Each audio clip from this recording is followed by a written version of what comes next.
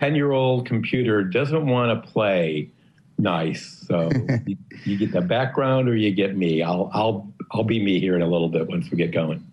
Hey, Charlie, do you hear me? Yes. Hey, in 30 seconds or less, because I know our meeting should be running, but I never understood the monarch patch in Florida. If they migrate from the Great Lakes to Mexico, what do monarchs in Florida do?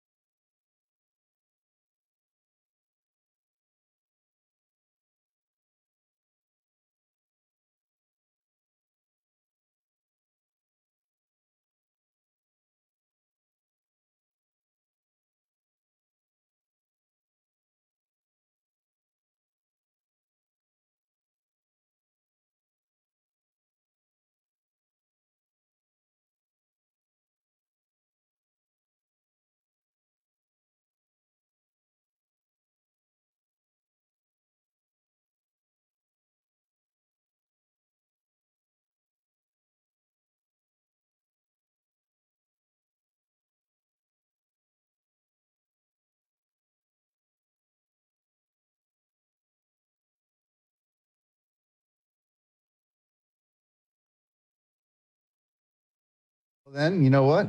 We'll go ahead and start. But I don't see the recording on. Yeah, I don't You said either. you can start. Okay, so Oh, there it goes. there we go. All right. All right. I'll go ahead and call the meeting to order. Thank you, everybody, for joining on this beautiful Friday morning. So Carol, can you go ahead and do the roll call? Yes. Lorraine Koss. Here. Charles Venuto. Here. Vinnie Taranto. Here. John Windsor. Here. Terry Casto. Here. David Lane. I'm here. Laura Lee Thompson. Here. Stephanie Ely. Kimberly Newton. Here. Courtney Barker. Here. Todd Swingle. Here. Dennis Basil. He's here. And okay, thank you. And Susan Hodges has asked to be excused. We have a quorum. All right, great. Thank you. Okay, so first thing first, I just want to make sure we're going to use the raise the hand button. So if everybody can just take a second and find the raise the hand button. So you can raise your hand and then lower your hand, just to use that to get my attention. And then I'll call on you. And attendees, thank you for joining. We will have near the end of the meeting, final general public comments. So we'll get to you all towards the end of the meeting. All right. Again, thank you everybody for joining. So we will, Virginia reached out to me a couple weeks ago and said, since there really wasn't anything that we needed to approve or motion or vote on, she asked if doing it virtually would be good. I figured that since half of us were virtual anyways, this is probably a good format for this month. So that's the reason we're doing this. And that also means we're going to table our minutes approval until next month when we're in person, May 21st. So with that said, I'm going to shuffle the agenda around just a little bit, and we're going to go with a presentation from Tara McCue first on Resilient Brevard, and then we'll go back to the progress reports. So Tara, whenever you're ready. Thank you so much. I'm just going to share my screen. Oop. You guys can see my screen? Beautiful. Perfect. Thank you so much for being here and accommodating, putting me first so I can, I unfortunately have to leave, but my name is Tara McCue. I am the Director of Planning and Community Development at the East Central Florida Regional Planning Council. Just to give you a little bit of background, there are 10 regional planning councils across the state of Florida. Ours was established in 1962. And as you can see from the map, we have a pretty extensive region that encompasses Brevard all the way up to Marion County. And we offer services and collaboration across our region and to our local governments in a vast number of areas, including resilience, which is what I'm going to talk to you about today. What some of you may not realize is the conversation of resilience and sustainability with the Regional Planning Council really started back in 2003, but really took form when we did the How Shall We Grow regional visioning process that some of you may be familiar with. And then the Regional Planning Council then codified the results of that How Shall We Grow process into our 2060 plan. So I'll talk about how we did that. If you remember How Shall We Grow, it began in 2006 and completed in 2007. And at that time, we had 3.5 million residents within Central Florida, but we really needed to start looking at 2050 and plan for 7.2 million. So we wanted to see what engaged the community and residents and businesses in the conversation of where and how we should develop and grow and what our priorities were. So out of that came 4 main themes. Focused on the protection of the countryside as well as conservation areas, and then focused development in centers and corridors. So the Regional Planning Council, like I said, began to codify that through our 2060 plan, which is our regional strategic policy plan. For those of you who aren't very familiar with growth management, every community has a comprehensive plan, which is supposed to align with our strategic plan. So when we completed that plan, we focused on the regional growth priorities that the regional vision came out with: centers, conservation, countryside, and corridors. Back then, we were pretty innovative, and we wanted to make sure that we were focusing in a top-down but bottom-up kind of fashion, and we were really looking at how natural resources and other types of development could really serve to realize that vision. And so in our natural resource chapter, we really focused on how ecosystems can not only serve through ecosystem services and habitat, but also as economic opportunities. And that we really focused our policies on creating a strong regional partnerships and a regional approach to safeguard those significant areas. In our plan, we focused on the 7 jewels of Central Florida and the Indian River Lagoon being one of them. We did create a energy and climate change chapter, which at that time was pretty innovative. And we focused on how climate change and changes in the energy sector and natural hazards are really going to affect a variety of areas, sectors and areas within our region and locally. You can see those on our screen. Natural vulnerabilities and infrastructure really has been the focus over the past few years, but they all are very much tied together. So that was back in 2010, 2011 when we adopted our strategic plan. And then legislation, both on the federal and the state side of things, really began to move forward, as well as the conversation of resilience in Brevard County. So I'm going to kind of talk about how legislation moved everything forward regionally and as well as locally. So around the same time in 2011, the state passed the House Bill 7207, which is a voluntary designation that coastal communities can give to various areas in their communities that are susceptible to high tide flooding, storm surge, even erosion from storm surge. The purpose of these areas is really to prioritize funding for infrastructure needs and adaptation planning. Satellite Beach did lead the charge in the state of Florida to actually input where these adaptation action areas are within their city and how they function and what their goals would be. So kudos to Courtney and her team on that. Around the same time, on the federal side, they really started dipping their toes into resilience through the FAST Act, and that required TPOs and MPOs to develop strategies to reduce impacts of flooding on transportation infrastructure.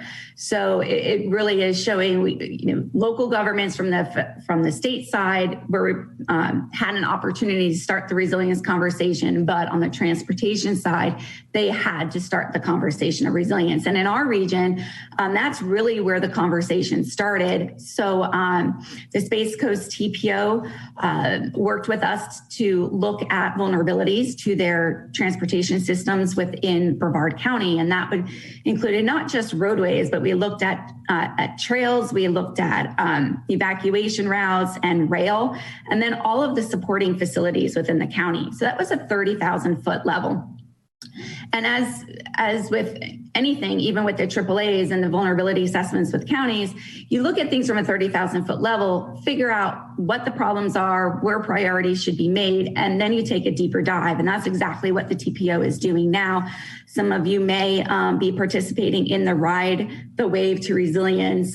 Sarah Crum, who I saw her name on the attendee list, is managing that project, and they're really taking a deeper dive into creating a transportation resilience plan for the region or for the county, and we're really happy to be a part of that conversation with them. Then in 2015, the state passed Senate Bill 1094, which gives resilience and comp plans more teeth when having the conversation of dealing with flooding and sea level rise, as well as stormwater runoff and storm surge. So what this bill does is require any community that has a coastal element to really look at best practice and develop site development techniques, engineering, green infrastructure, nature-based solutions, hybrid, whatever they are, to really focus on development and redevelopment principles that are going to reduce the impacts from the hazards that we've been talking about all along. And a lot of our communities have really, in Brevard County, have really moved that forward and are in a really good place. So this, I received the chart on the left from DEP. So they're kind of tracking where everybody is in terms of adopting the peril of flood policies. So everyone in green, they're good to go. They're compliant. Blue, they're in the middle of working on them. They haven't technically submitted them, or they're still in the process. And then we have 2 communities that are beginning the conversation. So it looks like soon all of Brevard County will be in the conversation of resilience and will have adopted parallel flood policies. So we have been working with Brevard County staff through funding from DEP's Coastal Resilient Coastline Program, Florida Sea Grant, and RW Parkinson Consulting to help Brevard County relook at their policies in their coastal element to develop the parallel flood policies and also engage the community in the conversation of resilience, as well as conducting a vulnerability assessment, looking at those hazards and seeing where priorities would be. So we're wrapping that up this month. We've had a couple of community meetings. We've had a survey out. So hopefully all of you have taken it, and thank you so much for participating in it. And this is really just the beginning of the conversation, and we're really excited to work with the county and partners moving forward to really create a resilient Brevard County. So as you could see from the previous slide, a lot of people started the conversation of resilience back in 2015 or even 2011. And the question we always get is, I don't know where to start. I don't need to do parallel flood because I'm not a local government. I may be the port or somewhere else. Where do we start? What is our role in this conversation? So we partnered with DEP again. So thank you to DEP for all the funding they're providing our communities to do this work. And we created a regional resilience action plan focused on Brevard and Volusia County. It was very bottom up. It was a very bottom-up approach. We engaged staff from across the two counties as well as elected officials, had numerous meetings to gauge their input and the direction that they wanted to go in and who they felt was responsible for various tasks. So the action plan focused around 4 main goals: leadership and strategy, because we do need buy-in from the electeds and from the upper level management in order to move things forward, economic, society, infrastructure and environment, and health and well-being. One of the big components of the action plan was the development of a regional approach to sea level rise. And so when our government, local communities are working on their parallel flood policies, they are actually putting this recommendation into their comp plans, or they're referencing the plan if they adopted it, because it was adopted by Brevard County as well as a number of other municipalities within the county. And the way the approach functions or works is that you have a range of sea level rise, and then depending upon the asset or the facility that you're looking at, the risk tolerance that it's allowed, the functional lifespan, when it's going to come online, when it's supposed to come offline, that's what you would plan for. You definitely wouldn't plan a garden shed for the same level of risk that you would plan a causeway for evacuation purposes, or a hospital or a wastewater system. So that was included in the report. For the Regional Planning Council, one of the big things that we had to move forward was a more regional approach because of the tie-in between the coastal counties and the inland counties. So we all know with the port and tourism and where people work and where they live, everything's all interconnected. So it's not just a coastal issue. Plus with the St. Johns River, that's another whole issue as well. So the Regional Planning Council was tasked with moving this forward. So in 2019, we formalized the East Central Florida Regional Resilience Collaborative. And Brevard County, as well as a number of other jurisdictions, are partners, and you'll be able to see my partner slide in a minute. But just like the action plan, it focuses on 3 main pillars: health and equity built in the natural environment, as well as economic resilience. The leadership component is included in it all, throughout all the pillars, because we need leadership and buy-in throughout everything that we do. Tied into those pillars also is the reduction of the carbon footprint, the reduction of risks and vulnerabilities, and then increasing sustainability goals throughout the region. So here are our partners. They seem to be growing every month. We probably need to start putting things on 2 slides. The Indian River Lagoon Coalition is a member, so thank you, Dwayne, for participating in that. Brevard County, and again, a number of jurisdictions are also members of the collaborative. The collaborative has a number of technical advisory committees, and the one that I lead and a number of people representing the Indian River Lagoon Coalition, Brevard County, and some of the jurisdictions is a green, gray, blue infrastructure TAC.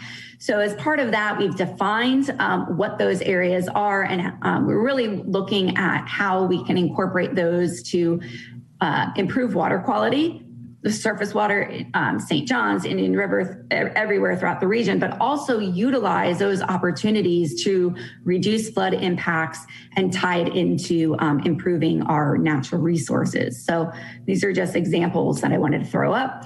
And then I'm going to do my shameless plug that the collaborative is having our first summit May 7th. So if you haven't received the save the date or the information, I'll be happy to forward this along.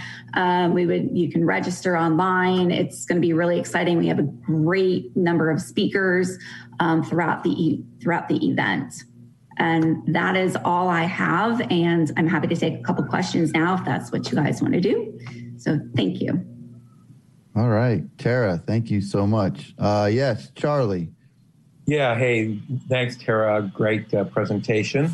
I did want to kind of make a dovetail. There was a wonderful opinion column in the Today paper by Laura Lee Thompson today that fits in really well with your presentation regarding how we should protect and use our causeways for a lot of what you talked about.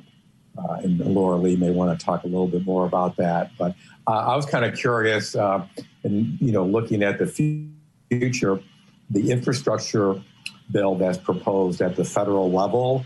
Have you looked at that for maybe potential to see how that would impact the plans, the management plans, and what you can do as far as completing the goals? So I haven't taken a deep dive into that. We've been more focused on the local bills that are moving forward and the money that's going to be coming down, because personally, I feel like we're going to see that sooner than the federal money, but who knows? So I figure, the approach that we're taking is you can't do anything unless you have a plan or policies in order to do it. So that's really where we're focusing right now, so that when that money becomes available, our jurisdictions, the TPO, the county, then can say, here, this is what we want to do, or, this project fits these policies or these goals that we've established. And that puts them at a greater level to receive money. How that money is going to be just distributed, I don't know yet. Maybe somebody else can speak to it, but that's all I know so far. Thank you. All right, thank you. Dennis. I think you're muted, Dennis. Sorry about that. So could you go back to the slide that showed the sea level rise to 2021? Not 2021, 2100. There you go. That chart begs the question of, are we wasting our money putting it into the Indian River Lagoon? Because it looks to me at 8.48 feet of sea level rise by 2100, the Indian River Lagoon is going to be ocean bottom. I didn't throw any maps into the presentation, but not necessarily. The barrier islands still do protect the lagoon and separate it, as we start looking out to the future. So it will be separated. And then depending upon the types of strategies that are incorporated, we've seen what the Army Corps does to divert water. So, as we move forward and develop strategies, the impact, we're hoping that the impacts of sea level rise onto the land either will be mitigated, or we'll be having to think about where to retreat from, where we're going to let water take over, where we're going to live with water. All of those kind of questions really still need to be answered. But the lagoon will, from the maps that I've seen and the modeling that I've seen, it's not going to be just ocean all the way up to mainland Brevard County. All right. Yeah, thank you. Thank you, Dennis. all that oceanfront property on US 1, right? In the year 2300. Anyways, Laura Lee Thompson, please. Thank you for writing that article too. It was great. Thank you, Vinny. I never pass up an opportunity for shameless promotion. So here we go. But Tara, great presentation. Thank you very much. I apologize that I haven't been involved in the Resiliency Brevard initiative yet. There's just always conflicts, it seems like, but I do want to get involved. But your collaborative framework slide that you showed, can you go back to that, please? Yeah, there. So, you look at the causeways and how important they are as evacuation routes and, all of the water and power and, the connection from the barrier islands to the mainland. But the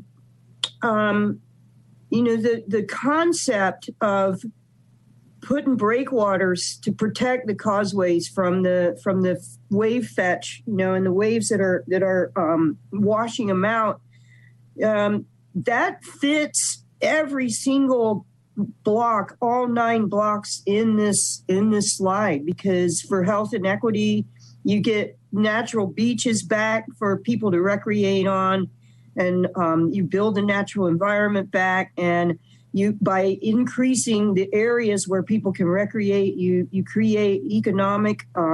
So I hope that as we move forward, I know that it's going to be tough to change the way that DOT looks at how they protect their roadways, but putting breakwaters along the causeways and allowing the shorelines of the causeways to turn back into natural areas instead of great big concrete walls of rocks and construction debris seems to make sense.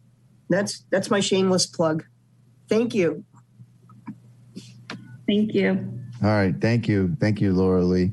Tara, any other questions? All right, great. I had one more question. Can you put on the slide where it said to contact you or for the summit? I just wanted that slide up there so that people could see it while I ask you a question. So I know you mentioned there's the federal, bills, but there's also, you mentioned the statewide flooding and sea level rise resilience that's in the state now. So if that passes, I know it said that there's funds in there to help create the resilient plans. And so is that what do you think would be the best benefit from that bill passing, or the biggest benefit from that bill passing? Well, I think the biggest benefit is really advancing what the local communities want to do. So we've done a lot of the parallel flood policies, but now with COVID, but even before COVID, staff resources and the money in local governments, they just don't have the resources there to do this, to have these other conversations and to do these new projects. So having this funding is really going to help those local governments start to realize, or even agencies and TPO, help to realize those projects to create more resilient communities, whether or not they're I'm not exactly sure what all the money's going to be for, if they're going to divvy it up. I know it was plans, but if there's also going to be grant programs for acquisition or, green infrastructure type projects. But planning for those, I think that money is really going to help. So because those can be quite costly.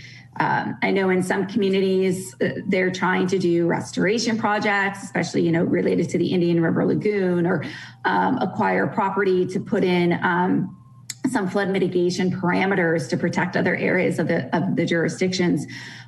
Infrastructure is a huge issue. I mean, across the region, it's really hard for local governments to even keep up with the infrastructure they have and where they are now in terms of having to replace. And then with growth and the amount of people coming into Florida, and then looking at it in a new concept of, oh, the water table is going to go up, or we need to move this and integrate and elevate and policies and strategies and all of that. I really think that the money is going to be really beneficial to the local governments and take some of that financial burden off of them to really move plans forward. Okay, great. Well, yes, Lorraine, one final question. Thank you, Terry. I just wanted to make sure that we could get a copy of her slideshow presentation because it would be really useful. Coco is, one of the collaborative partners, and going into budget talks would be really useful to have this. Okay, great. Virginia, could you facilitate, Tara, if you could give the presentation to Virginia and she could email it out? We will do that. Absolutely. That'd be fantastic. All right, great. Okay, Tara, thank you so much. Hope the surgery goes well, and thank you again. Thank you. Have a great day, everybody. All right, so now on the agenda, let's go back to the monthly progress report from Virginia.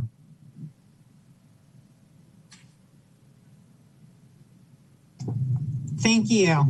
So the January revenues came in and I re-crunched the numbers, and we're still right on track with what we adopted in the 2021 plan update. So that's great.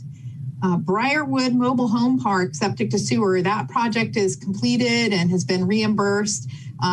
It took away or abandoned 19 septic tanks that were serving 34 homes. So we now have 34 homes on sewer service.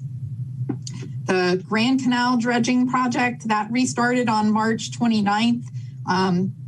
Just this week, on the St. Johns River Water Management District Governing Board held their monthly meeting in Brevard. And while they were here, they took a boat tour to look at a number of projects that the Water Management District has provided cost share funding towards. And while they were here, they took a look at the dredge out there on the Grand Canal project. So we're looking forward to about $1 million in funding coming from them to help with that dredging project. On the living shoreline performance, you'll see that we've got pretty low survival of the plantings so far. We've reached out to folks, both researchers and the folks in the field doing these plantings, trying to understand exactly what the problems seem to be and what we can do to address that. There's such a difference in the water elevations in the lagoon between the low water season and the high water season. It's really hard for those plants to get established and make it through the high water season. So we are looking at what we can do to try to improve the survival of those plants through the first wet water season. We're looking forward to a potential partnership with researchers out of Annapolis who have been doing mangrove research in wave tanks to help identify, what it's going to take to handle the kind of waves that we have here during that high water season. For the draw field vegetative harvesting video, that's complete. We're looking forward to showing that to you today. The Tourism Plus Lagoon grant-funded projects are completed. Becky presented some of that information to you at the last meeting. There is more to come that we look forward to sharing with you. And the State Coastal Resilience Grant, we have that is now signed to complete the permitting on the breakwater that Laura Lee has been promoting for the south side of the Max Brewer Causeway. And hopefully that will demonstrate how well that works, and we can expand that sort of protection to maybe the north side of the causeway or some of our other causeways. And so just like Tara was saying, the first step is to have plans in place for how we want to be resilient. The next thing is to have shovel-ready projects ready to go. So when state or federal stimulus dollars for infrastructure are available, those projects that are consistent with plans and are permitted and ready to go, they will be first in line. So we think we're going to be in a good place to try to secure construction funds for that project. the Brevard down on work underway this month. The smoke testing bids were opened, and it was not just based on low bid. It's also based on experience. But the qualification committee met and has selected a contractor. We had the first negotiating meeting regarding prices, and we expect that work to begin here fairly soon. They have a 6-month window to complete the smoke testing of about 30,000 homes. So we will be working very hard with the folks who have leaks to try to get those repaired as soon as possible, and pointing them towards our pre-qualified plumbers who can do that work for them and get paid directly by the county. On the Cone Road septic to sewer phase 2, Anthony updated me yesterday, so we're now at 58 properties connected and only 1 property remaining. That 1 property is a HUD DEO Rebuild Florida site that has its own constraints and schedule. So they've actually been given a 6-month extension for connecting. But we're really excited that everybody else in that project area is now connected.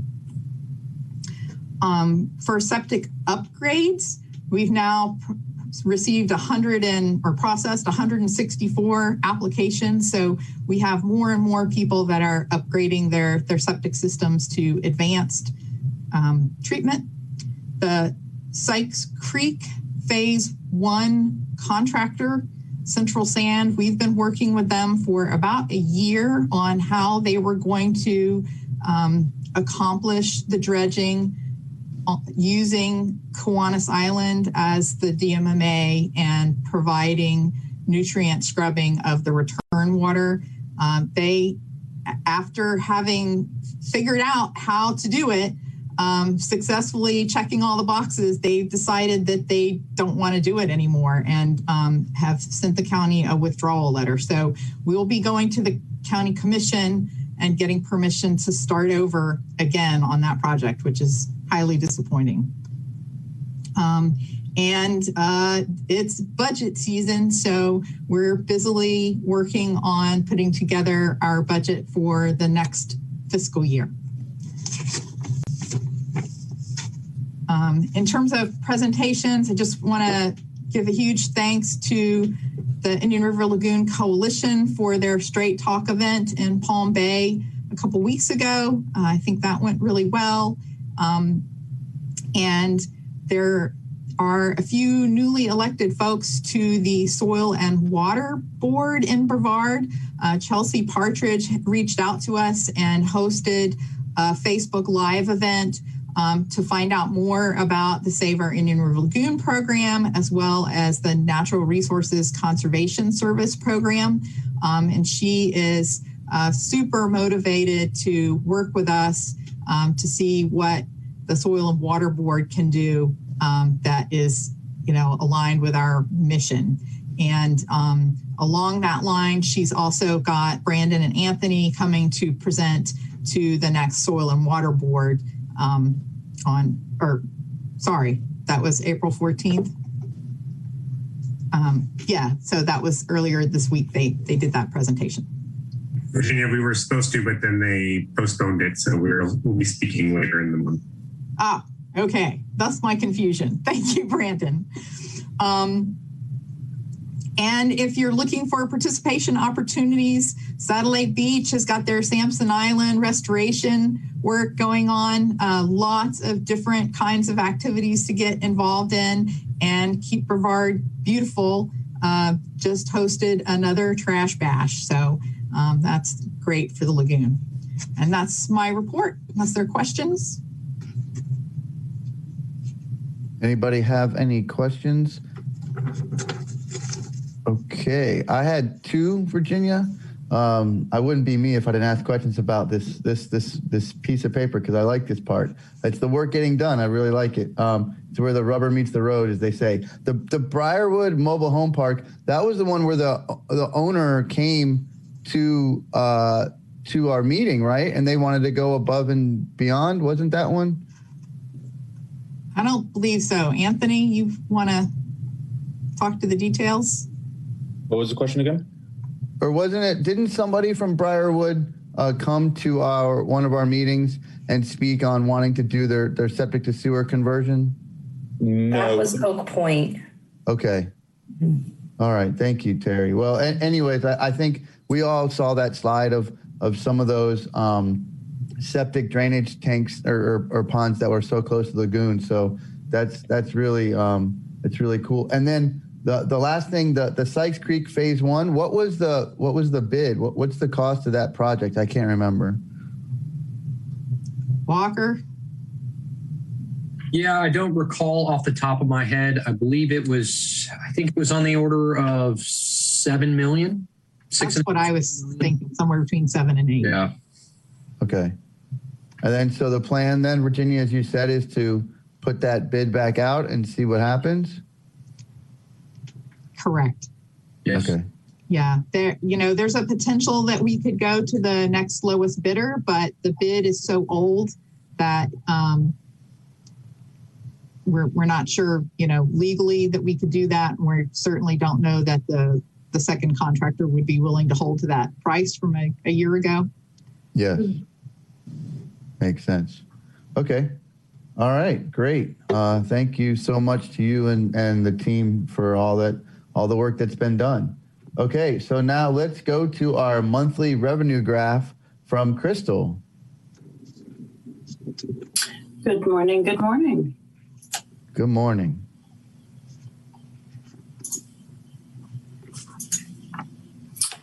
All right, so as you can see, we have received our revenue. It was $3.4 million, which leaves us at $16 million collected for our revenue at this fiscal year and $189 million since conception. We are above the EDR at the moment still, which is a good thing. Sorry to scroll. As you can see, our actuals at our 189 million. Our projected was at 187 million, and the state EDR is at 188 million.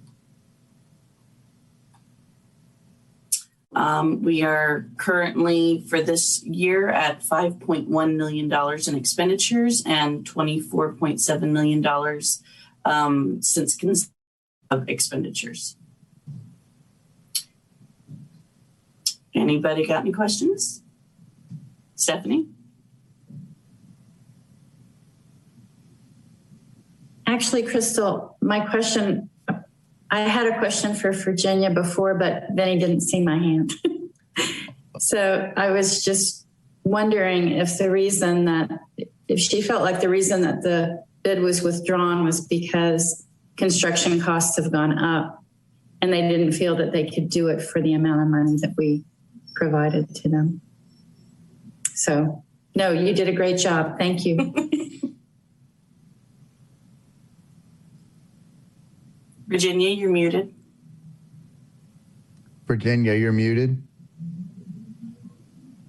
I don't really think that's why they pulled out. I think there are other things going on with that company, and they just no longer wanted the job. Okay. Sorry for missing. Oh, go ahead. Sorry, Virginia. if I can just add to Crystal's numbers there. So when she's comparing our revenues to the state and county projections, so those are the projections that we made about this time last year when we were putting together our budget right at the beginning of COVID. And so we were, and the state were very conservative in where we thought those revenues would be. The 2021 plan update was done many months later when we could see our economy was recovering quite quickly. And so the plan is based on higher revenues than are shown on that chart. And so that's why I said at the beginning of my report that the revenues that we're actually receiving are right on target with what is adopted in the 2021 plan. Thank you for bringing that up. Next month, when we do the quarterly update, our system where I've placed in our budget change requests, BCRs, to identify the mid-year supplements as well as the revenue increase, and working on the plan updates should all be in our SAP financial system.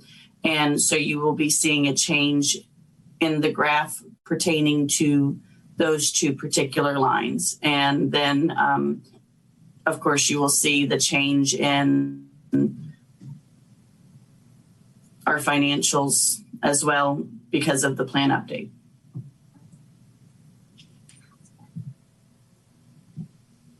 You're muted, Vinny. Sorry, I missed your hand, Stephanie. Thank you, Crystal. Thank you so much. All right. Any further questions for Crystal or Virginia? All right. Seeing none, we will continue then to our agenda. Tara has gone ahead and presented. So let's go to item B, which is from Chris Zambito, Sustainability and Resilience Opportunities.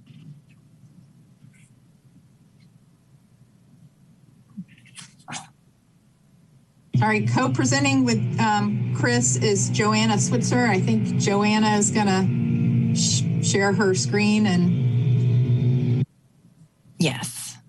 Forgive me. Let me just try to figure that out real quick here.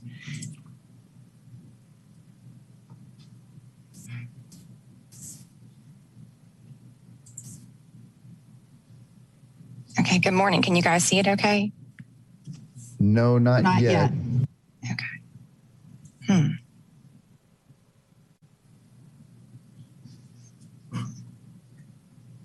There's the green share screen box at the bottom of the screen. One second. Yeah.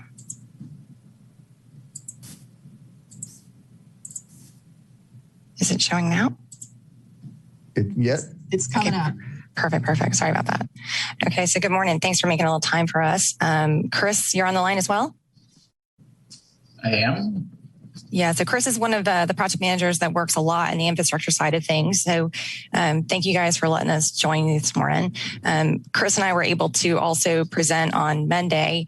One of the things we wanted to just highlight as far as bringing some ideas and brainstorms to the session group here today is the idea of a simple fact of just the benefits, the sheer benefits of mangroves and seagrasses that the average citizen doesn't know anything about. Something as simple as the oxygen and carbon dioxide, exchange that's happening in our own tropical rainforest around our coastline. And it behooves us to consider three major things. One, the sheer elegance of nature, and that nature is the ultimate engineer. And two, that we're going to have to really have some open minds and some new partnerships to really get some creative solutions to our current problems. And three, that outreach to the general public is going to take some, ongoing effort, which you guys are well aware of, just to make sure that they appreciate and respect and cooperate and contribute to some of these initiatives. So at the last session for Resilient Brevard, it was made clear that nature-based solutions are a significant priority for the community. So that's what we wanted to bring to you guys today, focusing on low-impact development strategies. So just a few case studies. False Creek Master Plan is a concept design master plan for urban development in Vancouver. There's a lot of information online for those that want to learn more about it. It covers soup to nuts, everything from net zero initiatives to resilience and storm hardening. Some of the resilience features that are of interest are the use of graphics around the city to show the sea level rise projections, just to bring that again into awareness for the general public, in addition to some stormwater parks that are more of sloping berms intended to allow shoreline access, not only for wildlife, but for the general public in the urban setting to get nature connections and to allow continued use as sea level rise occurs over the years. So that's one thing to check out. So there's some imagery there. And they're also trying to bring in more naturalistic marsh environments in an urban setting, which is pretty progressive for a major city. at the ground zero level more regionally, and Katrina, post-Katrina New Orleans, some of the sustainability and resilience features they're bringing in are reintroducing the idea of water and canal and stream features. And the main reason for those is for localized flooding, significant flood events where they just can't anticipate and size piping underground to ever really deal with some of those issues for nuisance floods.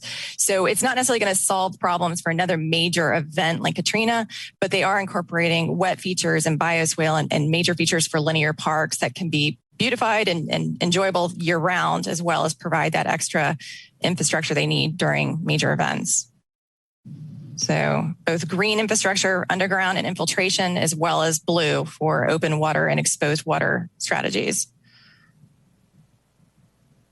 In the case of major restoration projects, like we've seen at the Prime Hook National Wildlife Refuge, various hydrologic models were developed in part to help establish elevations and different conditions to better guide the plantings and the specific sections of wetland in the restoration efforts.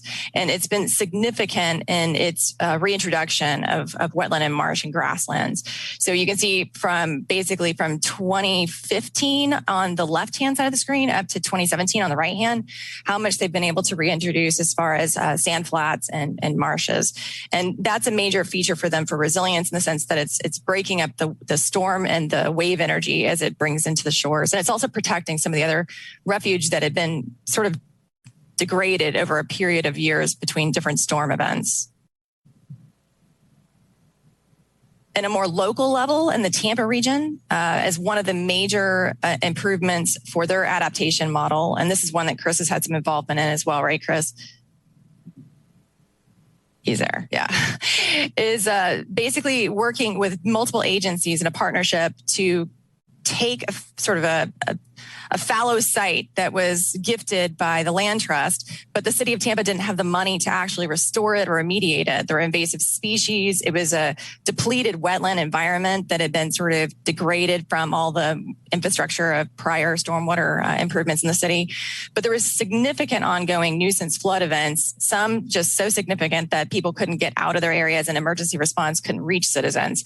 So it was a win-win. Southwest Florida Management District gave some seed money that got the project started with the understanding that it would replenish the wetland and it would be using that to redirect that floodwater to the wetland, not only for just benefits of the ecosystem, but to treat it more effectively before discharging it to the bay. So it is a win-win for bay water quality as well as land trust, and it's also providing sort of a passive nature preserve park setting for citizens. So that's just an example of how partnerships and pooling money and making sure all the stakeholders are getting something out of it can really bring a lot more value to the community. There it is on a larger scale. As another idea just to consider for, again, grassroots, COVID's taught us all how to get by with electronics and social media more than ever in the past.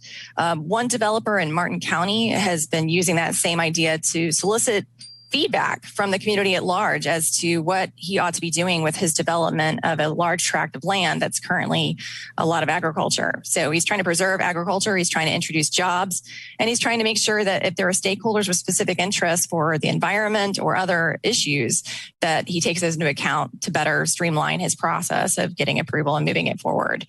So again, just an example of leveraging input sessions and creative solutions to get that buy-in from the grassroots community.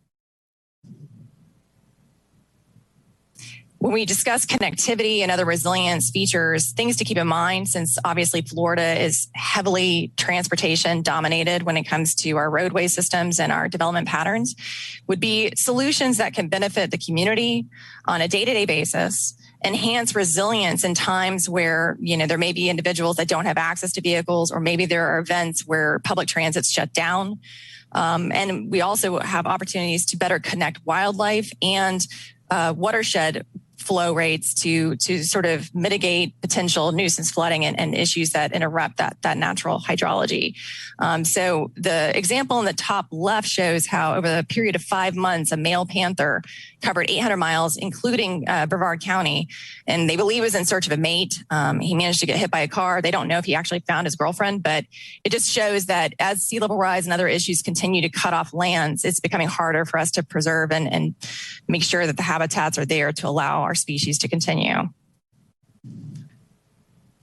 For flexible ideas, again, the idea of keeping an open mind, and it's going to be arduous because sometimes it means moving away from the status quo and the current codes and the assumptions that are built into our zoning.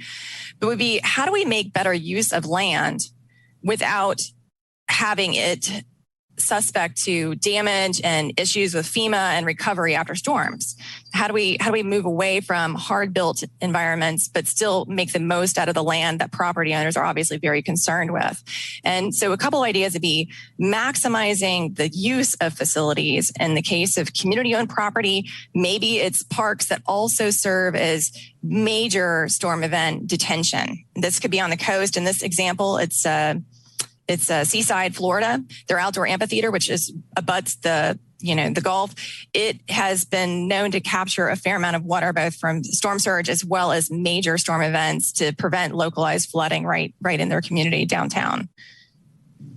So there are opportunities when we look around our community to say, hey, are there situations where we could employ this? Yes, maybe places like Cocoa, Riverfront Park, not saying that it needs to be retrofitted, but just showing that there are situations where we could retrofit and adapt our own community to incorporate some of those features without losing land or dedicating land to detention ponds. Another factor to consider would be, how can we use mobile elements to make the use of land, but allow us to evacuate and, again, reduce the amount of built environment damage during any kind of major storm event? And one trend we're seeing is the idea of food truck parks. A lot of it was driven, I think, by COVID and social distancing and giving people alternatives for dining. But it's something that really ought to be looked at for long-term resilience opportunities as well, for the reasons I mentioned. So we've got one example here in Gainesville that's underway, and there's at least one in Naples that's already open. And it was a long haul. They had to get a lot of buy-in to get it zoned and approved because it's an unconventional use of a property. When we talk about low impact development, I think it's something that's pretty standard practice. And obviously you guys on the phone are well versed in the concept of restoring and mimicking natural hydrology as closely as possible by getting away from distributing and moving all of our storm and rainwater through pipe systems to some large system that may or may not serve the water quality needs. Again, I think it's just making it attainable and making it palatable to the development community and showing the different variety of options to apply it. One concept being just clustering it, which has been made very popular by the neo-traditional and sort of new urban revival of the kind of going back to our grassroots bungalow communities. When properties are better clustered, it allows us to retain open space for habitat or for public sort of shared space that can be then employed for low impact development strategies that are maintained by the HOA or whatever the property manager is going to be. And again, the idea of showing developers and the private community that, you can have your cake and eat it too. When handled creatively, bioswales can just be very nuanced grading situations to direct water and to allow it to be infiltrated across grassy plains that otherwise are just play fields and open space that can be enjoyed by the community on a regular basis. Other features that people usually think of as being maybe unattractive or not very refined, like rain gardens, show examples that can be very elegant and very high profile in a public setting to demonstrate that it can be adapted to any environment, and educate people as to native landscaping and habitat preservation and the fact that it automatically functions like a rain garden just based on the soils and the tree canopy and other natural conditions that are conducive to water infiltration. And although we have plenty of ordinances in place for fertilizer and pesticide setbacks, as well as buffer zones, again, I think it's just a matter of finding creative ways, whether it's tour of homes or garden tours or whatever it may be to make this attainable and attractive to the general public, particularly in retrofit situations where they weren't subject to this when their house was first built. So you're trying to convince people to adjust their current landscape schemes to honor situations along the canals, the waterfront, on the seawalls, as well as any kind of lake or pond situation in a development. And you guys are obviously well-versed, preaching to the choir as far as the benefits and the resilience factors of all these different ecosystems along our coastline. In addition to the benefits and opportunities for sort of softening some of our infrastructure to get away from the hard seawalls and the situations that are not only not resilient for storms, but also not at all conducive or sustainable for our ecosystem and our habitat needs, like for the manatees. So you guys have done a lot of good work. There's a lot of great stuff happening out there. Again, I think it's just keeping it going and engaging the public, educating the public, and finding ways to bring in partnerships to continue the funding and frankly, the manpower, because there's a lot to be done. Same thing with the guides and the different manuals that are out there. How do we get that information out to the general public and continue making it relevant to them and make it enticing to them? And are there situations where certain things ought to be codified because people tend to read the code for new construction more than they will a manual or a suggestion? So, just looking at some of those partnership opportunities. And then the last thing I wanted to just leave you guys with is the idea of, okay, when we talk about outreach, what does that mean? And there are a lot of solutions. One thing to consider would be, are there ways to engage the artistic community, to make it public art, to sort of educate or have interesting little features to remind people and make it present in their mind about sea level rise or, what's going down the drain and where it ends up eventually.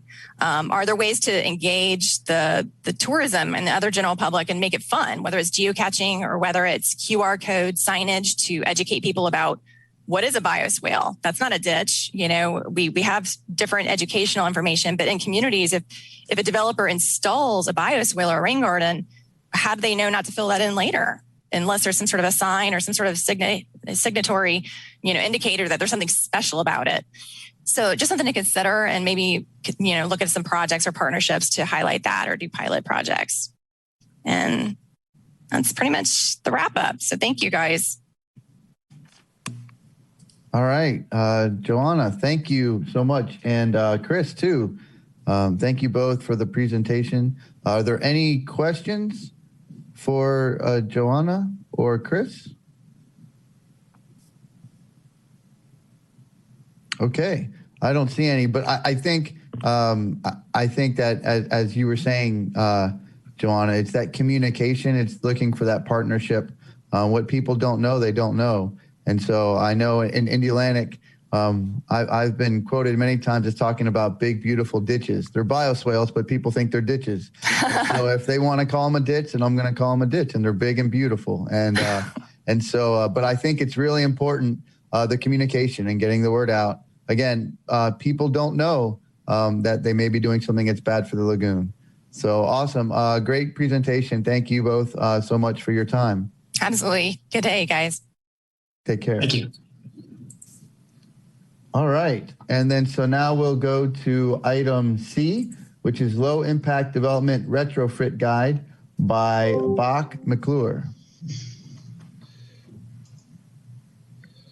All right. Good morning. For those of you that don't know me, my name is Bach, MeClure. I'm with Brevard County Stormwater. Virginia is my director. So we had a project that required educational outreach. So since the stormwater project that we were constructing was in an area that had light industrial and commercial, what was proposed is that we come up with some sort of guidance document to help the local industries and entities incorporate low impact development in their sites, as well as being useful for other areas within the county. Part of the problem with anything of this sort is the topic is so broad and there's so much information out there already, how do you get something that's usable and not yet reinvent the wheel? I mean, you don't want everything to be possible. I include everything in the world, because then you end up with something that's 5 inches thick and nobody ever pulls it off the bookshelf. So what we came up with was basically a short document, 28 pages, that is thin enough that people can skim through it, but has sufficient information to at least get you started, especially for those people that aren't super familiar with LID. So we came up with, we've got links in here to other BMAP and LID areas that are they can find additional information. Short definition of the term, so that, because we still get it even within our own department. We start talking about BAM. Well, what the heck is BAM? Back in the Flintstones? Come on. So, for those that don't know, don't feel bad. It's biologically activated media, which just means it's someplace that's good for bacteria to grow to eat the nitrogen that's in the stormwater. We tend to invent our own vocabulary for a lot of these things. So we've got basic terminology. What is LID? Take them through that. How can it help? And we tried to keep these things very short. We got links to our site and also to the Save Our Lagoon webpage. And then basic LID possibilities that the contractor or the developer or the existing property owner can implement on their property. Anything from rain barrels and swales, adding a rain garden, disconnecting. And then we have a table with the various types of LID and basic information about what the project area is like. So general site conditions, and do you have a water table that's close to the surface or not? And a little bit, the dots give you a little bit of a feel also. Is it practical? Is it feasible in your area? And how much is it relatively speaking going to cost? So some of these things are, some of the LID practices are suitable for just about any site. Some of them, if you're expanding a site or developing new area on the site, they're much easier to implement than coming in after everything's built. And then we walk through with a one-page description of each type. I have a simplified explanation of what it is, a picture that sort of illustrates, and then a simplified diagram. So, we just walk through each of these things. Rain barrels, we don't see too many of the one that's on the upper right, which is more of but yeah, depending on rainfall patterns, typically we are wet in the summer and dry in the winter.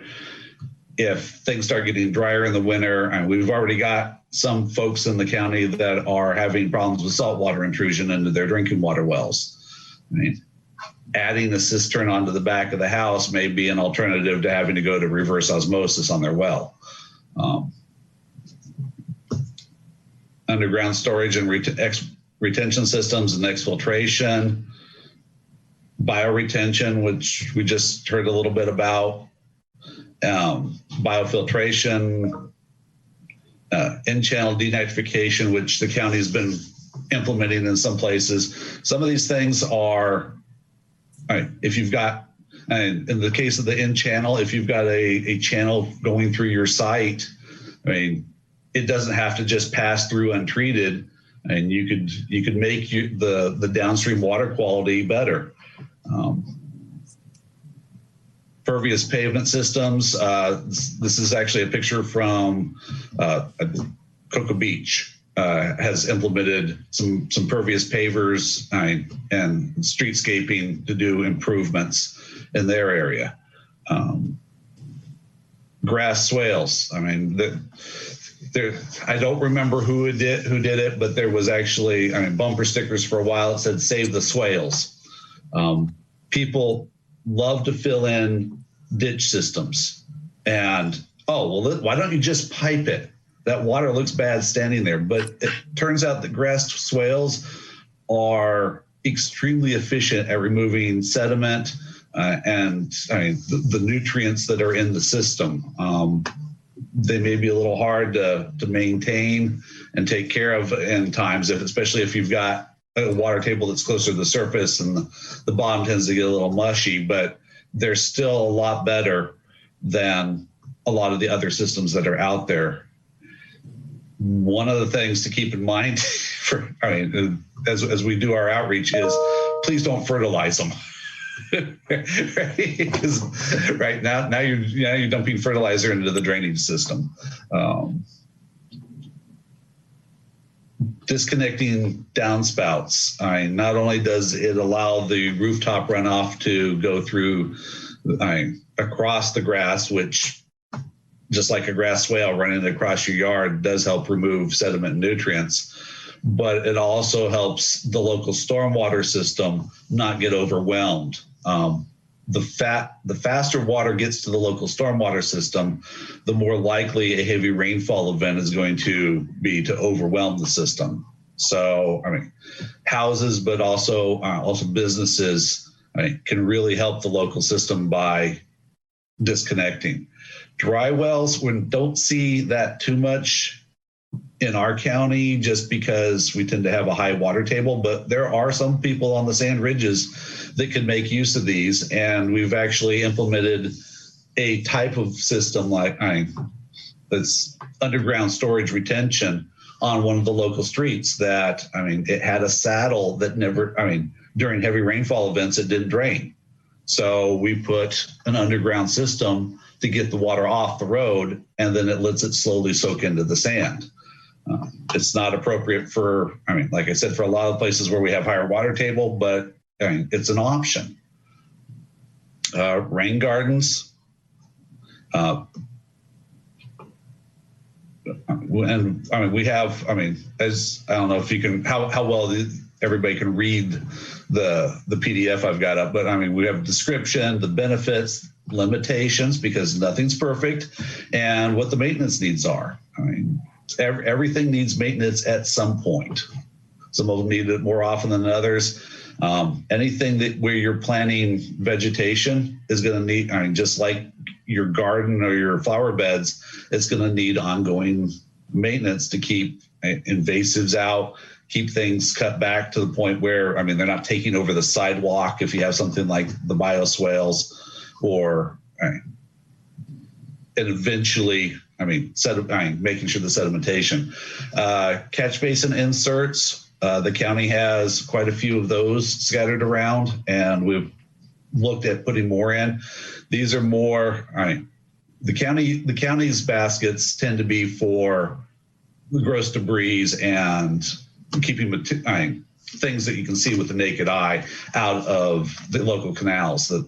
We have a lot of streets that there's a curb inlet and it goes straight out to the canal, which is directly connected to the lagoon.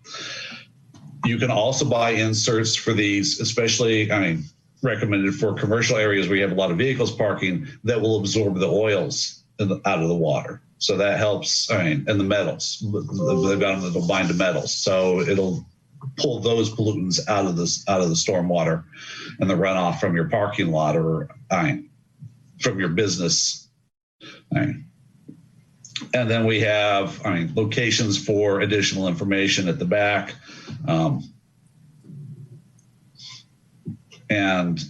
As I said at the beginning, we've got references pointing to, there's a lot of manuals out there from various counties and municipalities on how to design these systems.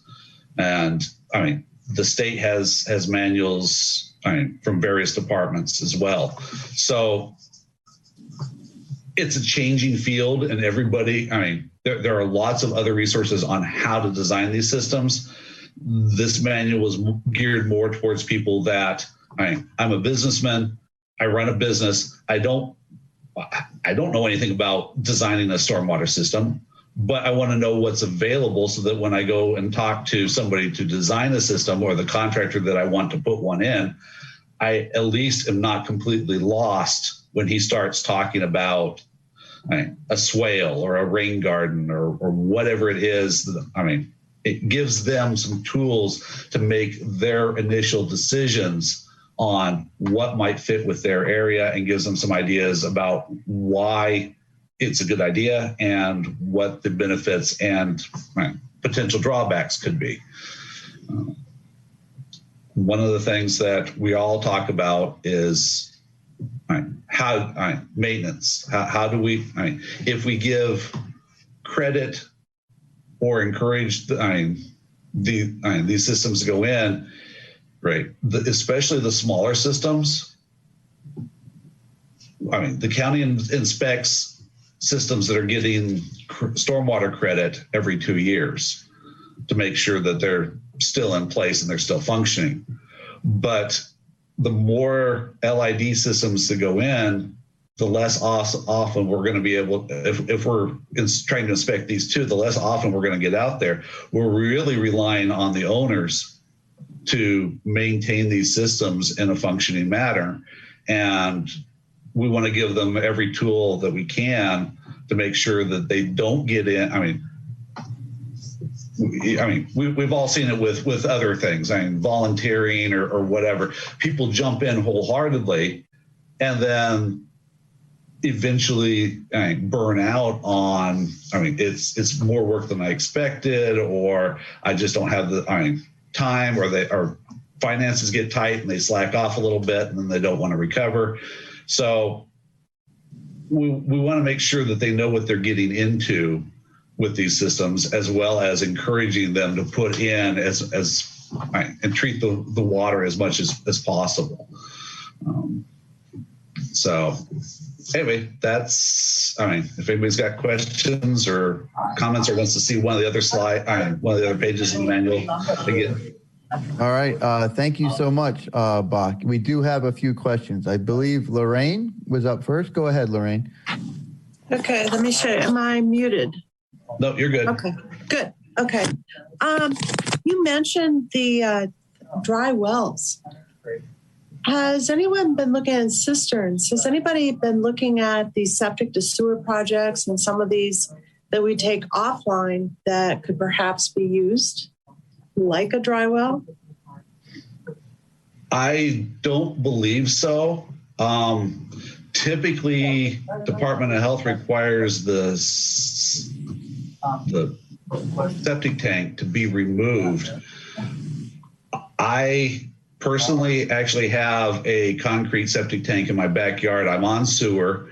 When they connected to sewer, they never removed the septic tank, and it's been sitting there, unused for decades. So I have actually thought about taking my downspouts and tying them into that. So it's, the fresh ones. Let me ask, does Virginia know any more in terms of, is anyone doing research in that regard?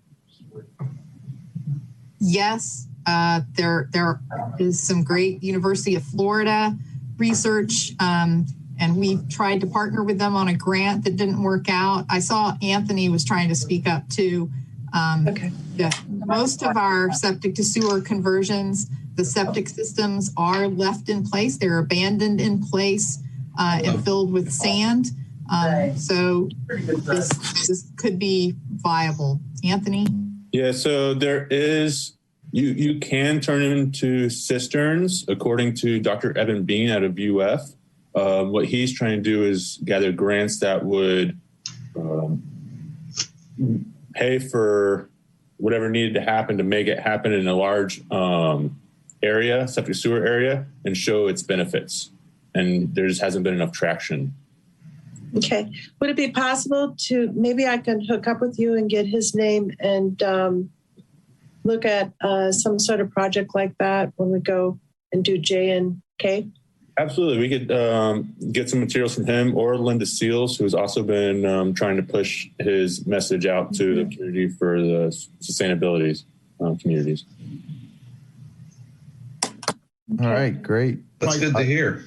Yeah, I realized they were doing that. Good question, Lorraine. Good question. All right, Dennis. Yeah, let me pipe in real quick about the abandoned in place. What I've seen whenever a septic tank fails and they say they're going to abandon in place and fill it with sand, the thing to do is bust out the bottom of the tank. And then they fill it with sand. I can't hear. I'm sorry, Dennis. You're breaking up a little bit. I couldn't understand you either. Can you hear me now? That's a little better. Okay, I'll get closer to the screen. Yeah, what I've seen in septic tanks that fail inspections during a sale of a property is typically what they do when they say they're abandoning in the place. They crack out the bottom of the tank, and then they fill it with sand. It's not a tank anymore. I think it's an interesting concept to do if there's a way to do it.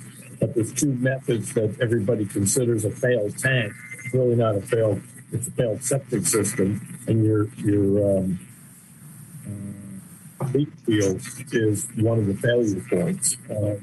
So that may not be something that, well, I guess if it's clean water, no solids in the water, probably still leach into the system. But they do punch the bottoms out typically from what I've seen. The second thing that I raised my hand for, Vinny, if you can hear me, during the previous conversation, kept hearing us talking about talking to the owners about doing some of these creative methods, like what's on the screen right now. I think you really need to get to the engineers that are designing the project before it gets to the owners. The engineers are the ones you got to convince, and potentially also the environmental engineers that always get involved whenever a project is being built. I'm working for a developer a bit right now, and we are having the biggest fight of our life to add an additional retention pond and try to slow down water. And the neighbors are coming out crazy upset that we're adding this additional retention pond. It's insane. So just a couple of real world experiences. All right, Dennis. Yeah, thank you. That's interesting. And I think there's the whole chain you got to get to, the engineers, the owners, everybody along the way to get the pressure applied. Great. Charlie. Yeah, I was wondering if we could get a link to the document. I'd like to have that. I believe we have it linked on our, sorry, I just went completely blank. Well, I'll get the link from Bach and I'll send it out. Sorry. Yeah, our outreach page. Yeah. We were getting this document pulled together while we're going through a process of trying to make all of our documents legible and readable. I mean, for those that have, reading or sight issues or hearing issues. And this particular document doesn't meet the county standards at this time. We've gotten the original from the contractor and we're working on that, but until it is, we can't actually put it on the county website. So we're having to have somebody else host it. Okay. All right. Well, any other questions for Bach? All right, Bach, thank you so much for your time. Okay, we'll go on to item D, which is a project video of the, is it draw field vegetative harvesting? Is that drain misspelled? I don't know. Dray field. Dray field, all right. Yeah. So the Dray field project, they were harvesting just a couple weeks ago. They've pulled out all the vegetation and are working at pulling it all away. But once that's done, they'll be putting in another project in there with the managed plant systems, which we'll have a video for you on that shortly. after that's done as well. So next month we'll have that one done, and there's the vegetative harvesting that's taking place right now.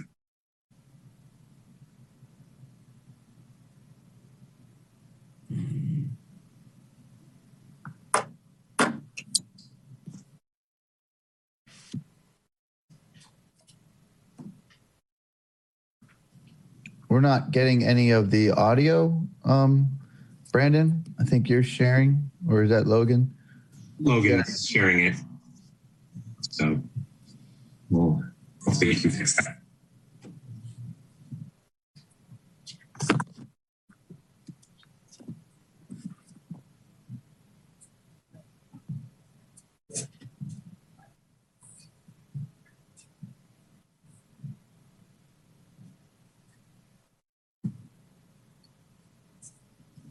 While we wait, Laura Lee, do you have a question?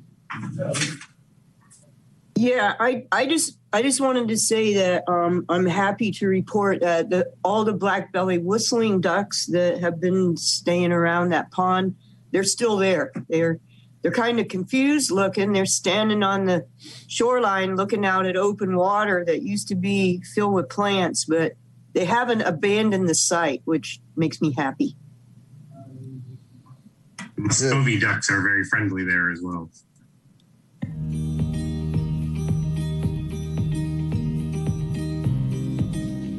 This pond was put in 2017 as a water quality pond to help reduce nutrients to the Indian River Lagoon. The pond has been taken over by invasive and nuisance plants like water hyacinth, hydrilla, and cattails.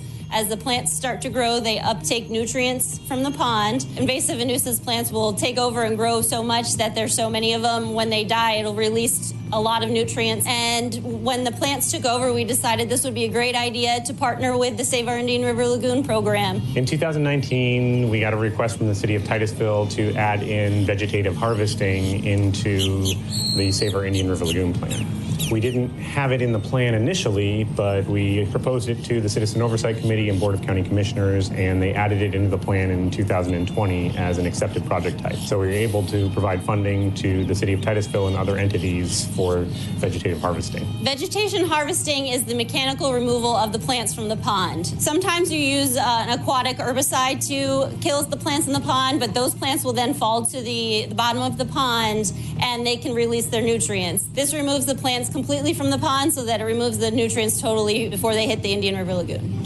So with vegetative harvesting, there's different ways that the material can be removed. In this case, the city of Titusville is using an excavator. So the excavator has a long arm on it with a scoop that's able to bring up the vegetation, just put it on the side where it'll then be removed.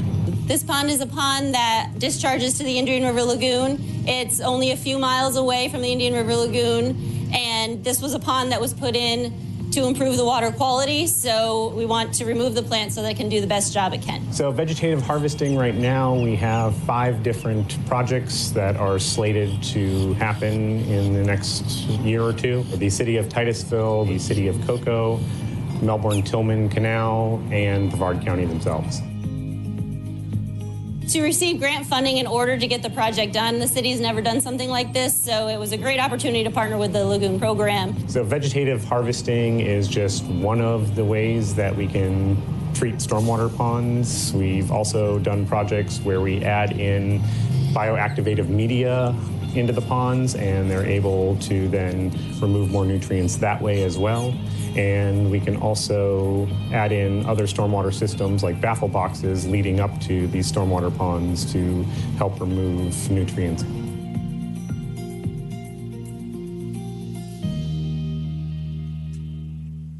All right. Great video. That wall of harvested vegetation must have been like 15 feet tall or something. That was impressive. Lorraine, you have a question? Yeah, it's the bioactivated media. What is that exactly? What are you using? Depends on the project. Some of them will use a mixture of like wood chips and sand. Others are using some of the commercial blends like Golden Gold, but it depends on the application. And the Golden Gold, doesn't that have to be replaced? I mean, it's oil based, isn't it?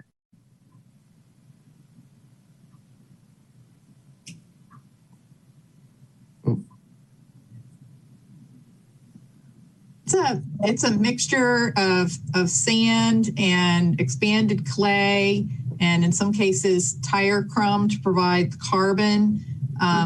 So it's a surface that is kept in the right environment to hold the microbes that are doing the denitrification. So it's not spent, it's not used up. It just provides the surface and the right environment for the microbes.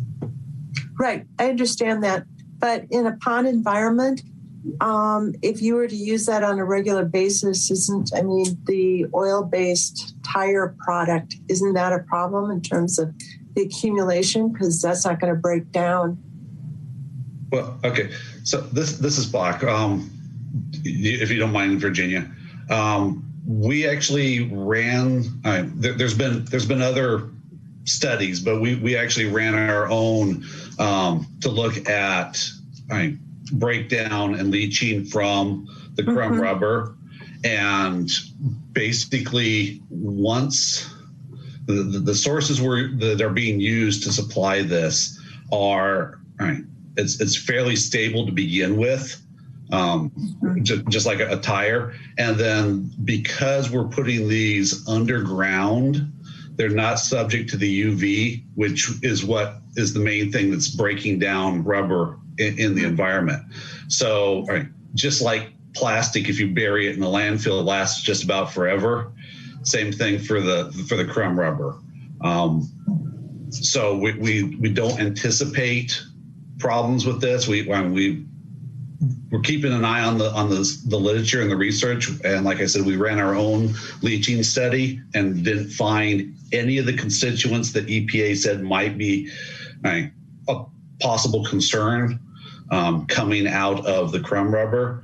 When we use the wood chips, those if we make sure that those are below the water table, so that then they're in an anoxic environment and also aren't subject to breakdown. If we put the wood chips up and where it is drying out and then getting wet and then drying out again, that could potentially be a breakdown. Start breaking them down just like dry rot or whatever. But we try to use the media that's appropriate for the location and what we're trying to accomplish. Okay, great. Thanks, Bach. And I'll just add that a lot of the pollutants of concern that come out of tires is due to the metals in the steel belts. And so with the tire crumb that's used in the bioactivated media, they've removed the belts, they crumb the rubber, they wash the rubber. And so it's clean before we get it. Okay. All right. Thank you, Virginia, Bach, and Lorraine. And Lorraine, I know I've done some research into that myself, and I think it's one of those things where the time is something we've got to wait. They haven't really been using BAM the way we're doing it scientifically. Like Bach was saying, if you got your wood chips, keep them wet. Don't put them in areas that are drying and then wetting. So I think it might be a little bit of time before we can get some definitive word. Although what Virginia and Bach say makes sense. So thank you. Good discussion, Dennis.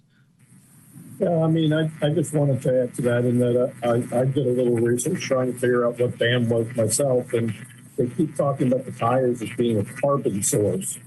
And I'm assuming the carbon source is being used by the bacteria that's breaking down the nutrients. Is that true, Bob? Yeah, it is. But it's a very small amount. It doesn't take much to get the bacteria growing, and we've done mixtures with 50% wood chips and 50% sand and even or gravel, and even at that point, most of the wood is going towards being a growing surface rather than an actual carbon source. As I understand it, it's just to initially create that, let that bacterial population grow. Once you have that microbial population, they're reusing the same nutrients, the same carbon over and over. The second question, Vinny, if I can, it's not a question actually. As I saw that video with the thousands of pounds, it appeared, of nutrients basically piled up on the shoreline. What's the cost to do that per pound of nitrogen? Anybody have a cost on that? That looks pretty impressive to me. I know a lot of it's just water that's piled. Yeah. My recollection is that we were getting, the harvesting grant that the county got from the state for some of our harvesting, there was it was like 1 to 1.2 pounds of nitrogen per 100 pounds of vegetation. And the cost share amount that we have approved in the plan is $62 per pound. So that's extremely low compared to a lot of the other things that are in the plan. The difference, however, is that, that's a one-time benefit. You remove those plants, you remove those nutrients once, whereas when you install a pond or a baffle box, that system is going to be having that annual benefit year after year after year. Okay, fair enough. Thank you. All right. Thank you, Dennis. But I'll add that it is something that can be done relatively quickly. There aren't permitting delays. It takes advantage of the ponds and the canals that are already here and makes them perform better immediately. Whereas, the other kinds of projects, septic to sewer takes years to permit. And then even once you abandon the tank and get people connected, the soil is already saturated with those nutrients, and we're going to be dealing with that legacy load for a long time. So it's something that we can do with immediate benefits. Yes, ma'am. Sounds great. Thank you. Thank you, Dennis. And for future reference, I will always entertain 2 questions if you raise your hand. So you get 2, 3, I don't know, we'll see. But that was really cool. And Virginia, I expected to see that harvester, the floating harvester that the county had gotten, because I know that was probably a little bit more complicated. But the fact that they brought that crane out there and just did it, I don't know how long it took, but it looked like it really was going to take that long and would be a real simple way to get all that dead vegetation that's just going to float to the bottom and make that pond perform worse. So that was really cool. That's awesome. If there was a way to get, I don't know, have we identified ponds, big ponds like that throughout the county, or did the plan identify those? All right. Is there any way we could reach out and make sure that the ones that are easy like that can at least get the word that that's something that can be done? So just to harvester. So they were initially going to use one of the harvesters, the floating harvesters, but the water level had dropped too low in the pond. And so that's why they went to the excavator instead. And Titusville was the one who approached us initially asking about harvesting. And since then, we've gotten other entities applying for those projects. So I think the word is starting to get out there. Great. Awesome. Thank you, Brandon. And we have gone through the county ponds for use of the excavator or a long reach. And those are prioritized and on a schedule. We've got 2 people assigned to that task, working their way up and down the county. Okay, good stuff. Thank you, Virginia. Yes, Lorraine. Yeah, I was going to say, you mentioned the floating wetlands as a means of, removing, harvesting the vegetation or even the nutrients. But the ones that we put in place this year, we found we just got a contract and they were amazingly inexpensive to harvest. So in order to maintain them, so you take the floating wetland out, remove the mature plants and put in the new ones. And we got an amazing contract. We were very surprised and pleased by that. We also had a big horseshoe pond that had actually grown over completely and went in and excavated that and made it into a stormwater pond because it wasn't useful as the vegetation grew. Of course, it was just so mosquito infested for the neighborhood, but that was a big success too. Fantastic. All right. Thank you. Laura Lee. Yeah, I just wanted to comment that project went amazingly fast, probably less than a week. Now the vegetation's still sitting there, but that's okay. It's out of the pond, and the project's, I think, we had been expressing extreme displeasure with the county for using herbicides at the chain of lakes for years now. And the city of Titusville, I had gone to a couple of city council meetings with pictures of what they had done at the chain of lakes and pleading with them not to allow that to happen at Drayfield Park. And so I don't know whether that led to the city of Titusville coming to you guys or not, but I am really pleased with the project and hope that the county continues with it. And like Lorraine said, at our Titusville Environmental Commission, we were given a cost comparison of the different ways that the city is complying with the BMAP process.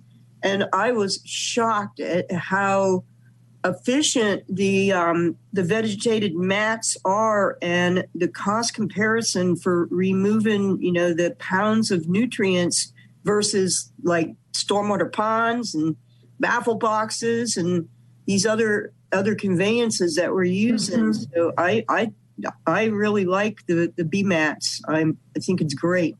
So thank you for the opportunity to talk. All right. Good stuff. Good conversation. All right. And any further questions or comments for Bach or on this topic? All right. Looks like we're good. Bach, thank you so much.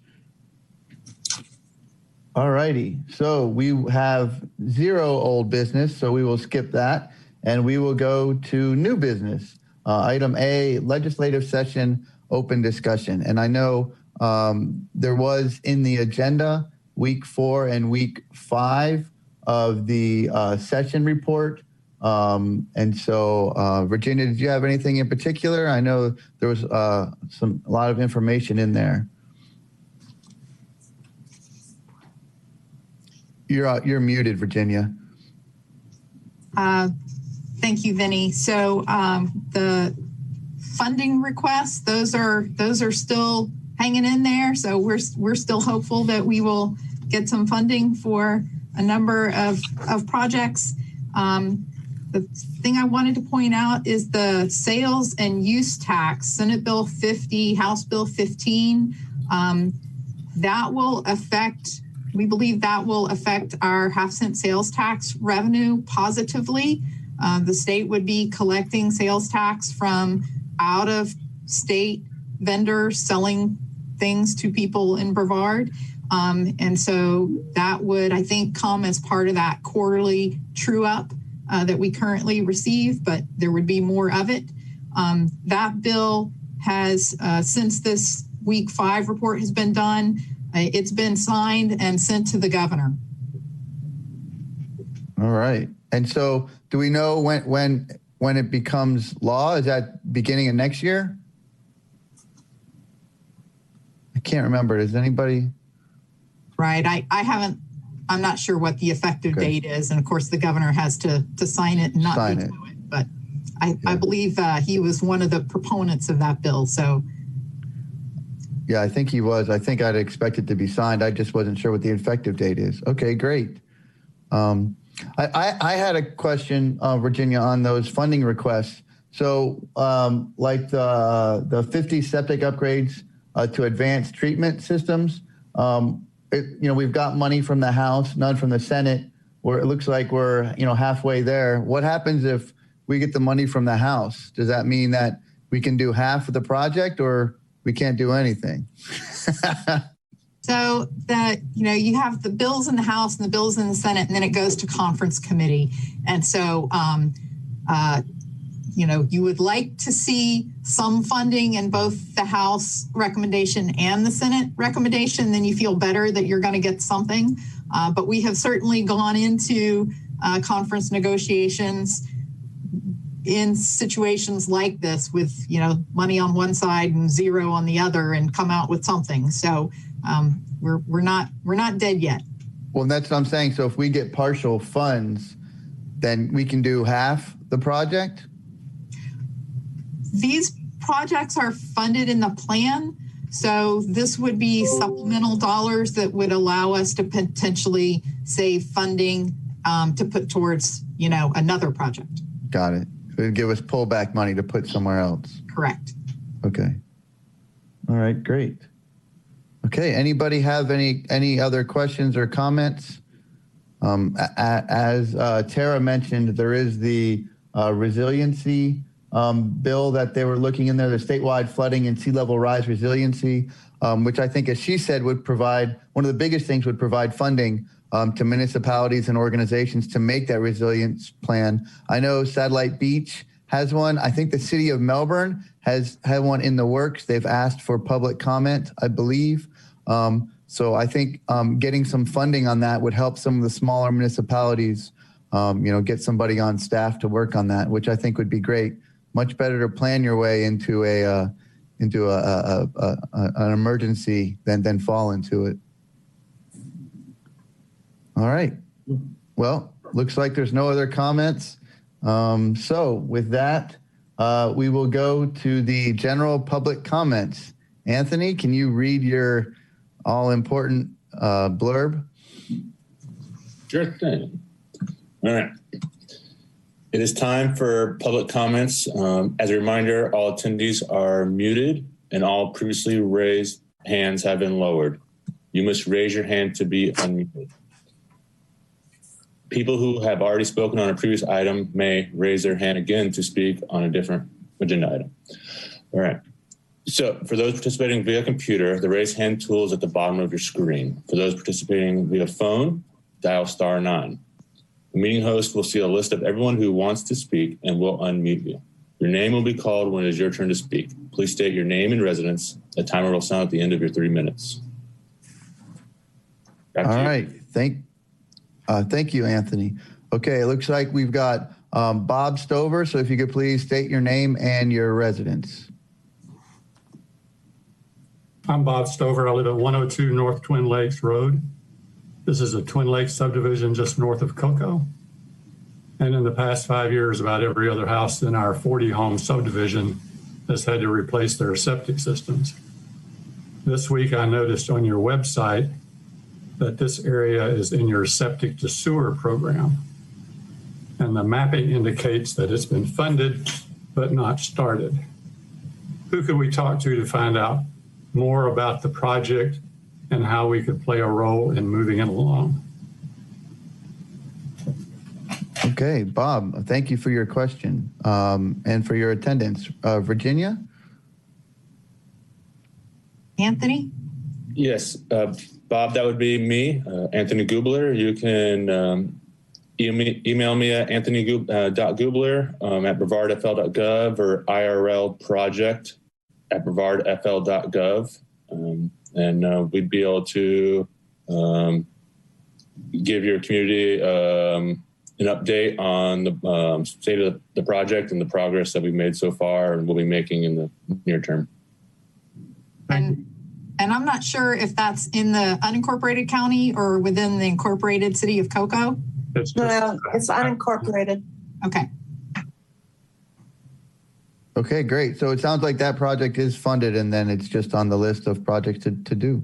Yeah, I give you more details right now if you wanted, Vinny. Yes. Sure, yes.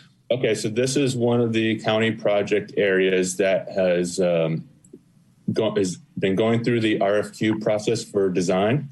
And so the RFQ process is nearly complete, should be complete in the next few weeks. And we expect design to be commencing this fall. And that would be about an 18-month time frame of design. And then it would be put onto it would have to go out for construction after that. So that's where we are right now. Okay, great. Bob, did that answer your question? You good? That's great. I would probably want to talk to Anthony some more about it. Awesome. Thank you so much, Bob. Okay, we've got Sandra Sullivan. Sandra Sullivan, South Patrick Shores. I put my hand up to speak about the resiliency presentation by Atkins, but I guess you didn't see my hand for that. So if you could maybe give me like an extra 30 seconds. Anyway, I was really impressed with this presentation. I see commonality with soil and that the science research shows that protecting wetlands is very important for sea level rise, very important. Also cleans the water for the lagoon, right? And then on the LID, the low impact development being so important, I just wanted to mention that some other counties in Florida have developed LID ordinances that are very comprehensive. They've already done the work, the groundwork to develop that. And Pinellas County is one of those. So I encourage you to reach out to that. I think this is especially important for the lands around the lagoon and of course our coastal element with a projected number or higher number of Cat 4, Cat 5 storms and a higher number of hurricanes as a result of ocean warming. I also wanted to bring up the manatee mortality event. I've been looking at the research and it's showing increasing levels of herbicides in the manatees. Now they're generally very tolerant of contaminants, but one of the things that was discussed by FWC is that they have sores which are not healing, which is indicative of environmental stress. There's also research showing that this may be tied to the state of the lagoon in the sense that glyphosate and 2,4-D have an impact on seagrass decline. Herbicides with photosystem 2, PS2, inhibits herbicides that are used to control broadleaf kills seagrass. So if you think about the presentation you did in the last meeting, you had a long drought followed by a lot of rain, several inches above normal, and that would put a very quick influx of those chemicals into the lagoon. So I just wanted to reiterate what we voted on, which was to restore the Indian River Lagoon through financing, planning, constructing, maintaining, and operating capital improvements and capital maintenance by your own ordinance that is infrastructure and programs designed to improve water quality, fish, wildlife, and marine habitat. And on the wildlife, we're talking about manatees. It's a big question why we don't have the manatee mortality event and federal funding to our local for a lagoon that could go to maybe Sorrel to do additional testing. And then it says reduce pollution. So pollution is more than just testing for fertilizers, so testing for herbicides and other contaminants like PFAS, and because we know that the military has been draining, a lot of contaminants for many years. So I just want to remind you what we voted for and I'll just wrap up here at the county commissioners meeting when this plan was approved. The capital improvements and capital maintenance projects was brought up, and it seemed like some of the commissioners didn't know that that's what we voted on. And other than the smoke testing, there has been no dollars to utility. So thank you for listening to me today, and I hope that you'll evaluate doing some other pollution testing, including herbicides, in light of the data that's coming out on the manatees. Thank you. Okay. Thank you very much, Sandra. And on the comments through the meeting, we only take comments when there's a motion, and then there is the general public comments at the end. So since we weren't meeting in person, there wasn't going to be any motions or votes. So that's why I didn't take the comment earlier. But thank you very much for your comment. I do think, though, we have spent, while I agree, I think we need to look at all avenues on spending money to help the lagoon. We have spent more money on utilities as well with, I think, Reuse Water, Virginia, and some other utilities that have gone above and beyond what they're required to do. So I think we have spent some amounts of money on utilities more than just the smoke testing. But thank you very much for your comment and for your attendance and your passion for the lagoon. All right. So I think that's all we've got. So the last thing is final comments by chair and committee members. So anybody have any comments? Okay. Dr. Winter's got a comment. I guess I'll let him speak. Go ahead, Dr. Winter. He's been so quiet. Thank you, Vinny. That's very kind of you. I know these meetings have been working well, and I really hate to bring this up, but at some point we're going to need to think about getting back together in a room and having these meetings face to face. And I don't know when that'll be, and I don't know how to, if we can give people a heads up about that. I would rather not get the notice, say a week before the meeting, that the meeting's going to be in person. So I'm guessing that next month it probably won't be in person. And then June we have I think we skipped June for the budget month. And so is it maybe July that we're looking at for the in-person meeting? And will we all be able to fit in the same room together and obey any protocols that still exist for social distancing? And so I don't think we know the answers to all that right now, but maybe by next month's meeting we could have a discussion about that. Thank you. You're welcome. I know Virginia and I did talk about the room situation that we have because go ahead, Virginia. Yeah, so part of why we went virtual this month is because we couldn't get the county commission chambers, which was set up better for the hybrid meeting. We have that same situation next month. I don't know yet whether we'll have any business and we'll need to have a quorum. So, one option, if we don't have business items that require a vote, is to do the same thing that we did this month. Another option would be to go ahead and try an in-person meeting around the big round table in the Florida room, if the members feel safe doing that. And, the third option is to try to figure out how to run a hybrid meeting from the Florida room, which is not set up for that like the county chambers are. And so, John, I think or Dr. Winter, I think that's a great question. I can't believe I just called you John. I think because the chairmanship's going to my head, I apologize. No, I'm just kidding. Dr. Windsor, I think that's a great question. It's one I was going to talk to Virginia about. I think it's very important that we, as she said, just ask people how they feel. I know with vaccinations going along, I've got my first shot. I'll have my second one May 3rd.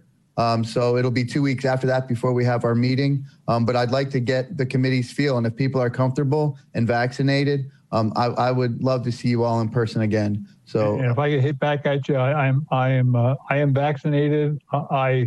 I would prefer sitting home here in my jammies and having my second and third and fourth cups of coffee while these meetings are going on. But I understand the importance of getting back together.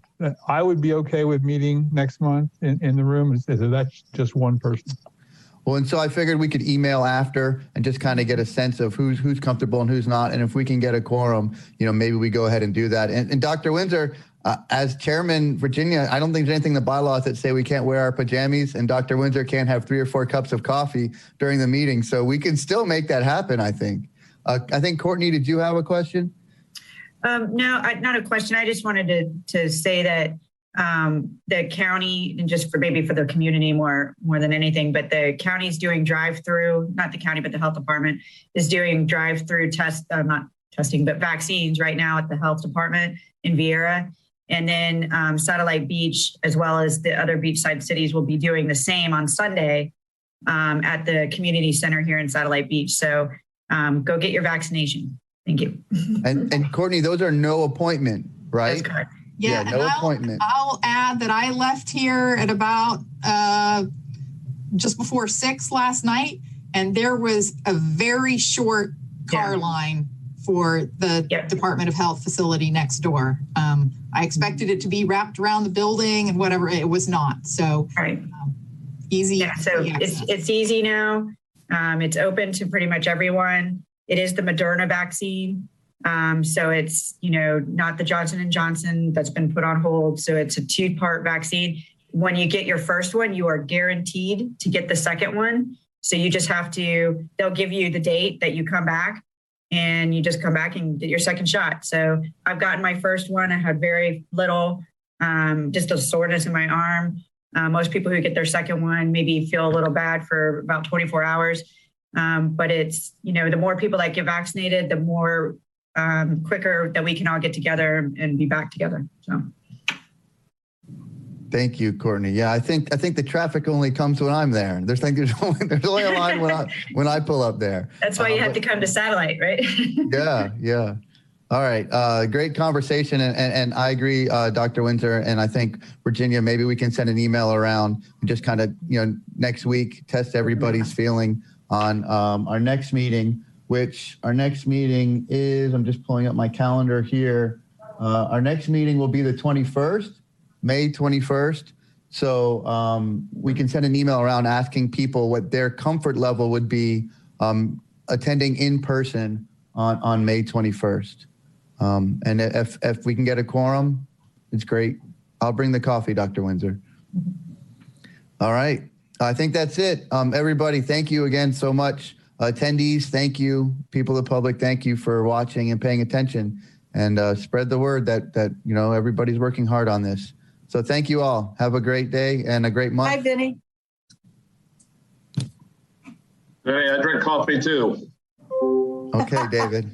I'll bring you some coffee too. All right. Good job, Vinny. I'll bring a Gatorade jug, one of those big Gatorade jugs full of coffee. Take care, everybody. Go to the air show, everybody. The opinions expressed by any member of the public during any period of public comment do not necessarily reflect the views or opinions of the Board of County Commissioners of Brevard County, Florida, Space Coast Government Television, or the program sponsor, and are solely those of the presenter. The Board of County Commissioners of Brevard County, Florida, Space Coast Government Television, and the program sponsor hereby expressly disclaim any and all responsibility or liability for any defamatory or slanderous statements expressed by any member of the public during any such period.